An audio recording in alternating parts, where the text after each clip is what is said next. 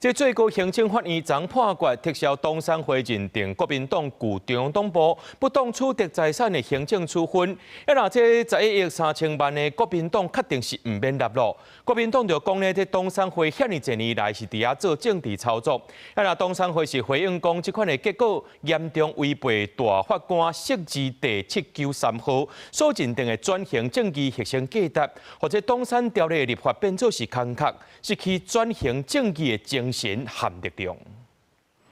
進前東山會認定國民黨舊中央黨部大樓屬於不動財產，佮以這棟建物約23億花賣予張英發基金會為由，向國民黨推定11.3億。不過最高行政法院認為，東山會對安怎認定國民黨以交易時，顯然無相當對價出的土地佮建物無講清楚，在以撤銷處分專案定案。判決啊，就再一次的證明呢，不當黨產條例呢，它原本就是一個惡法哈。黨產會呢行清算之時，他在賣給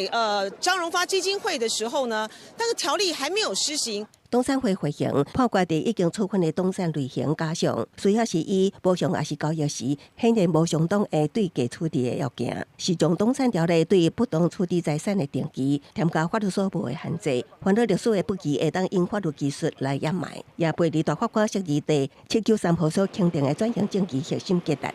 很遺憾，今天國民黨的新聞稿還繼續說，國民黨原中央黨部那不是不當黨產，這代表台灣的轉型正義還在半路上。另外，東山會認定國民黨金門縣黨部金山店聯絡處是不動東山，國民黨拍官司7年外，傳出因為無繳裁判費土地案害，國民黨表示袂閣上訴，是無想要浪費司法資源。